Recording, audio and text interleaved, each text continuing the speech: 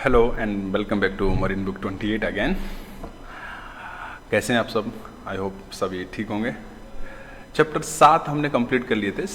7 chapters we almost completed in the M E K, और उसमें शायद बीच में एक दो चैप्टर छूटे हुए हैं क्योंकि चैप्टर 7 चल रहा था तो फ्लो में सोचा वही कंप्लीट कर लेते हैं। अभी उसके बाद में हम बोर्ड पर पढ़ाने वाला और समझाने वाला कुछ ज़्यादा इतना कुछ है नहीं है, इसीलिए हम क्या कर रहे हैं यहाँ पे सिर्फ इसी में देख रहे हैं। स्क्रीन पे जितना भी चीज़ आपको दिखाया जा रहा है ना, उसको ध्यान से सुनो और समझो। नोट्स प्रिपेयर कर लेना अपना। कमेंट सेक्शन में कुछ लोग बच्चे लोग बता रहे हैं कि सर एमसीक्यू क्वेश्चंस डाल देना। हाँ, तो उसके लिए आप टेंशन मत लीजिए। उसके लिए मैं आपको एमसीक्यू क्वेश्चंस के वीडियोस बना दूंगा और लिंक भी डिस्क्रिप्शन में दे दूंगा मेरी वेबसाइट का, जिस पर जाके आप एमसीक्यू क्वेश्चन प्रैक्टिस कर सकते हैं। प्रोसेस में बता दूंगा आपको वीडियो में कि कैसे आपको प्रैक्टिस करनी है। ओके, तो उसके लिए और अगर आपको और भी कुछ चाहिए एमसीक्यू के रिगार्डिंग तो कमेंट में बताइए, मैं पूरी कोशिश करूँगा। चलिए, ये सब चीज़ हो जाएगी। एमसीक्यू की टेंशन नहीं है, आप आराम से पास हो जाओगे। Keep the current scheme. Okay, then chapter को शुरू करते हैं। चैप्टर नंबर 8 है ये। चैप्टर नंबर 8, इसका नाम क्या है हमारा? Air compressor and compressed air system. Okay, air compressor and compressed air system. मैं सोच रहा था कि इसको अगर मैं बोर्ड पर समझाता आपको तो ज़्यादा बेस्ट पड़ता, बट चलिए यहाँ पे एक बार ये बुक रीड कर लीजिए, उसके बाद में जो भी इंपॉर्टेंट स्टडी पॉइंट्स होंगे वो हम बोर्ड पर डिस्कस कर लेंगे इसके बारे में, ठीक है। तो यहाँ पे इंट्रोडक्शन में क्या बोल रही है? Compressed air is use to on board the ship for various purpose for different use the pressure of the air may be different. Okay, क्या होता है? कंप्रेस्ड एयर के डिफरेंट यूजेस होते हैं जहाज में, उसके लिए हमको कंप्रेस्ड एयर प्रोड्यूस करनी पड़ती है, और कंप्रेस्ड एयर जिस मशीन से हम प्रोड्यूस करते हैं उसको बोलते हैं air compressor. Following diagram shown different uses of the compressed air. यहाँ पे आपको ये चार्ट दिख रहा है, इसमें आपको पता चलेगा कि कंप्रेस्ड एयर का यूज क्या क्या होता है। First one is the starting of the diesel engine, okay, जिसका 20 से 30 बार प्रेशर हो सकता है। कंट्रोल एयर सिस्टम होता है कंप्रेस्ड एयर का uses. Cleaning of the parts, यहाँ पे देखो ये प्रेशर इंडिकेट किया गया, 7 बार से हम क्लीनिंग करते हैं। Okay, charging of breathing air पर 220 बार पे हम इसको चार्ज करते हैं। ओके, ये जो चीज़ है ना बेटा, इसको हाईलाइट कर लेना। ये एग्जाम में पूछा था आपको ऑनलाइन में कि ब्रीथिंग अपैरेटस को कितना प्रेशर पे चार्ज किया जाता है, तो आप इसको हाईलाइट कर लो। ओके, उसके बाद में operating of the hand tools 7 बार, यहाँ पे जितने भी हैंड टूल्स हैं उनको हम 7 बार पे ऑपरेट करते हैं, ठीक है। तो ये तो हो गया basic use of the compressed air. और डिस्क्रिप्शन में ना एक लिंक दिया है जिसमें कंप्रेस्ड एयर कंप्रेसर इस चैप्टर से रिगार्डिंग जितने भी ओरल में क्वेश्चंस पूछे जाते हैं ना, वो शायद हैं वहाँ पे। नहीं तो आप जाके वीडियो की या प्ले लिस्ट में जाके ढूंढ लीजिए, चैनल पर मैंने वीडियो डाला हुआ है, इसका ध्यान रखना। वो जितने भी ओरल में क्वेश्चन पूछे जाएंगे ना इस चैप्टर से, वो सारे के सारा वीडियो बना के डाला हुआ है मैंने ऑलरेडी, तो आप उसको पढ़ लीजिए, सुन लीजिए एक बार। ओके, आगे बढ़ते हैं। On board the ship compressed air is use to starting the main engine, auxiliary engine, operating of the ships. देखो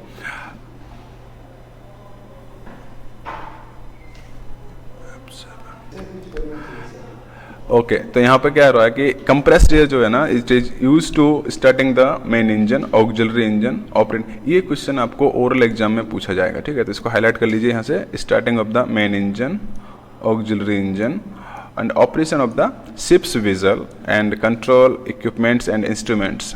ये मैं हाईलाइट किया है ना, इसको आप भी हाईलाइट कर लीजिए अपनी बुक में, और इसको हाईलाइट करने के बाद में आप इसको नोट्स बना लीजिए। ये ओरल में आपको 100% पूछे जाने वाला क्वेश्चन है कि कंप्रेस्ड एयर का यूज क्या होता है जहाज पे, ठीक है। ये आप लिख लीजिए ध्यान से।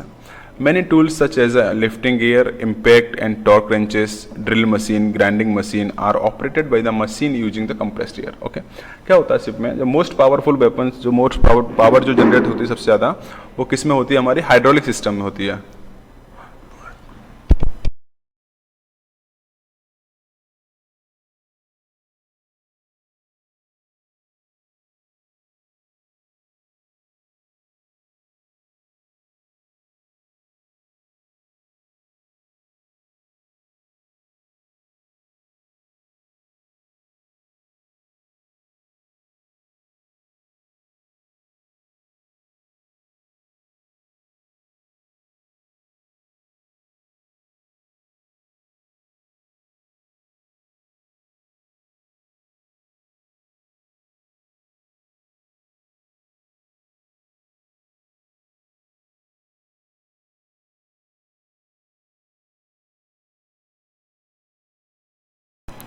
यहाँ पे देखेंगे next, air compressor runs by the electric motor to do the work of adding energy to the air. Okay, air compressor जो होते हैं जहाज में, मेन एयर कंप्रेसर जिसको हम बोलते हैं, ऑक्सिलरी मशीन में जो कंप्रेस्ड एयर का यूज़ करते हैं, वो हमें सारी की सारी एयर कंप्रेस्ड एयर से मिलती है, कंप्रेसर से मिलती है।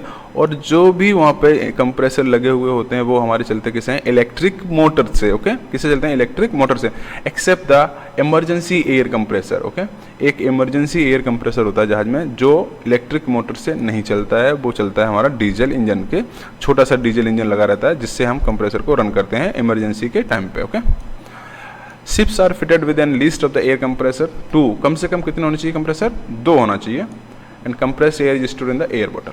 अब जो कंप्रेस्ड एयर प्रोड्यूस होती है कंप्रेसर से, वो कहाँ पे स्टोर होती है, जाके हमारी एयर बॉटल में स्टोर होती है। तो 2 एयर कंप्रेसर जहाज में कम से कम रहते ही रहते हैं। यहाँ पे ये डायग्राम देखेंगे आप, ये एयर बॉटल का डायग्राम है, इसको हम एयर रिजर्वायर भी बोलते हैं, एयर रिसीवर भी बोलते हैं। ओके, तो ये एयर बॉटल का डायग्राम है। यहाँ पे आपको ये बॉटल ऐसे हॉरिजॉन्टल शेप में नहीं दिखेगी, ये बॉटल आपको दिखेगी कैसी, वर्टिकल शेप में दिखेगी जहाज में आपको। तो यहाँ पे देखेंगे आप, यहाँ पे बहुत सारे नाम लिखे हुए हैं, देखो 1 2 3 4 5 6, बहुत सारे नाम लिखे हैं।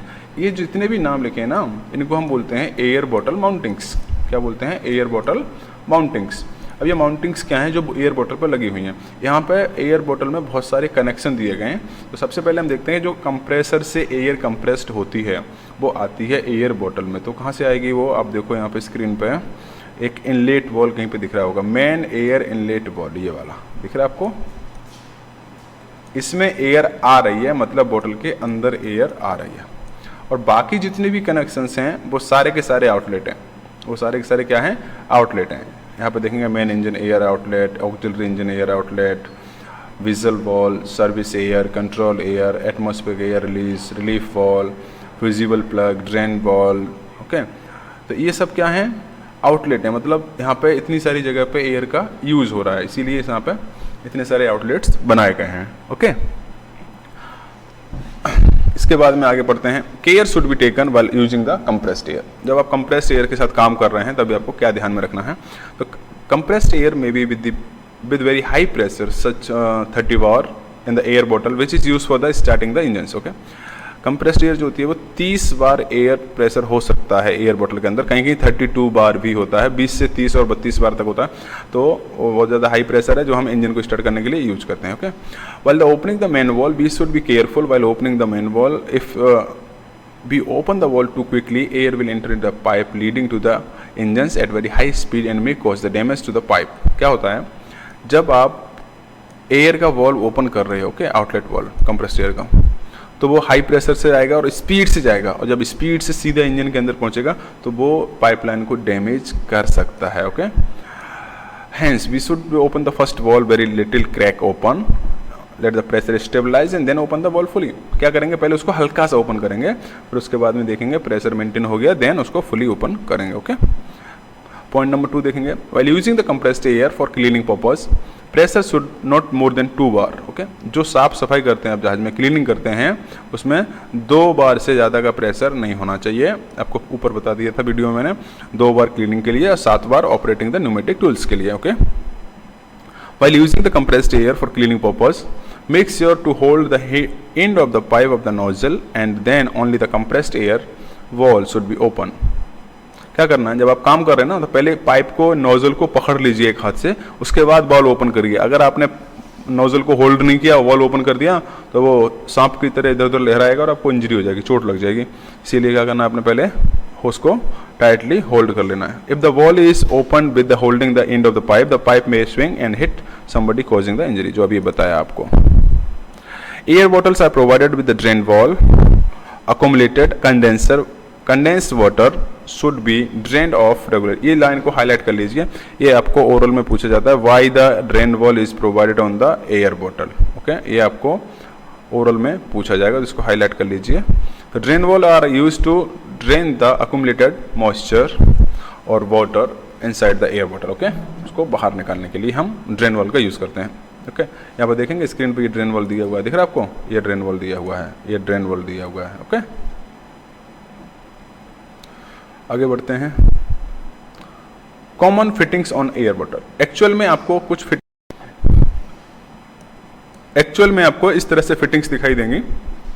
ये एयर बॉटल है, ओरिजिनल एयर बॉटल है ये, ठीक है, ये ओरिजिनल एयर बॉटल है, जहाज का फोटो है ये, आप देख लीजिए यहाँ पे, ओके।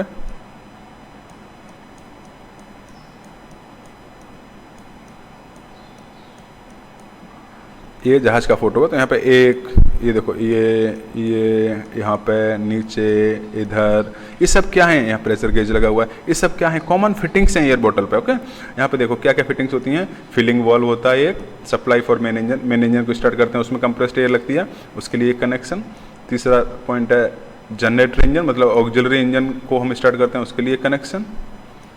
मशीनों को यूज करते हैं उसके लिए कनेक्शन। एक ड्रेन वॉल दिया गया है, एक डेक पे जो एयर यूज होती है उसका कनेक्शन दिया गया है, प्रेशर गेज लगा हुआ है, एक मैन होल डोर होता है जिसको हम इंस्पेक्शन डोर बोलते हैं, एक सेफ्टी वॉल होता है जो कि एक्सेस प्रेशर को रिलीज कर देता है, ठीक है। तो ये हैं कॉमन फिटिंग्स जो कंपलसरी होनी चाहिए एयर बॉटल के ऊपर में। आगे पढ़ते हैं यहाँ पे operating procedure for the air compressor. अब ये ऑपरेटिंग प्रोसीजर जो है ना, ये चेकलिस्ट है, आपको क्या क्या करना है। कंप्रेसर, कोई भी मशीन होगी, कंप्रेसर हो चाहे कोई मशीन हो, तो उसको स्टार्ट करने से पहले क्या प्रोसीजर होता है कंप्रेसर का बता देते हैं यहाँ पे हम। तो एयर कंप्रेसर को जब स्टार्ट करेंगे उससे पहले आपको क्या क्या चेक करना है, ओके। तो checks to be carried out before starting the air compressor. इसको स्क्रीन पर देख लीजिए आप पूरी पे, एक एक पॉइंट समझते हैं हम।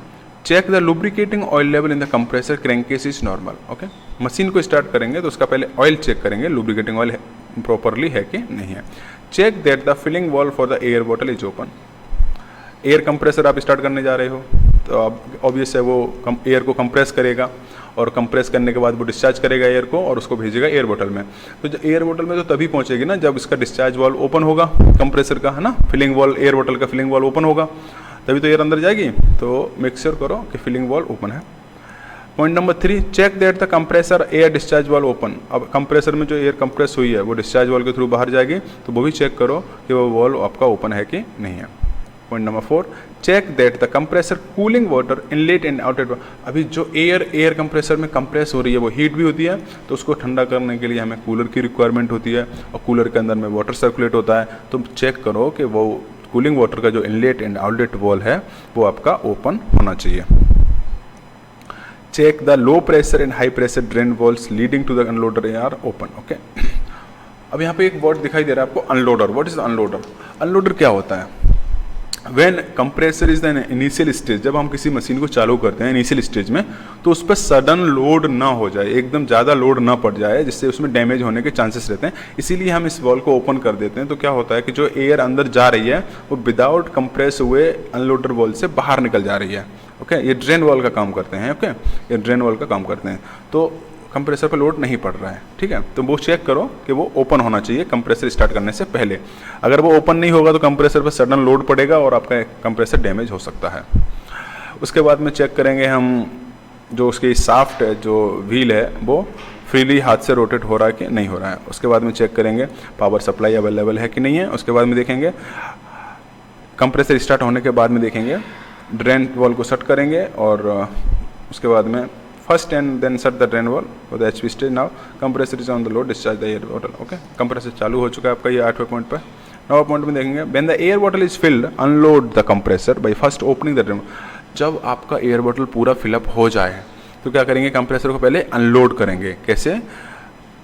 Unload the compressor by first opening the drain valve for the high pressure side, okay. Then the drain valve for the LP. पहले हाई प्रेशर साइड का ओपन करेंगे, फिर लो प्रेशर साइड का ओपन करेंगे, और कंप्रेसर आपका unload हो जाएगा। Then you can stop the compressor, ठीक है।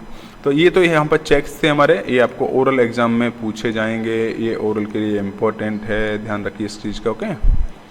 ये ओरल में आपको पूछा जाएगा what checks you will carry out before starting the air compressor. समझ में आया? अब उसके बाद में हम पढ़ते हैं चेक्स ड्यूरिंग। अब कंप्रेसर जब चालू कंडीशन में, रनिंग कंडीशन में है, तभी आप क्या क्या चेक करेंगे, ठीक है, तभी आप क्या क्या चेक करेंगे। तो यहाँ पर देखेंगे नंबर 1 पे हम चेक करेंगे ensure the lube oil level in between the high and low. Compressor running condition में चेक करो लुब्रिकेटिंग ऑयल लेवल आपका proper high and low mark के बीच में है कि नहीं है। Check the low pressure and high pressure stage pressure. जो कंप्रेसर चल रहा है उसका प्रेशर चेक करो, दोनों साइड में बराबर प्रेशर मिल रहा है कि नहीं मिल रहा है आपको। Then will check that lube oil pressure in the correct in limits.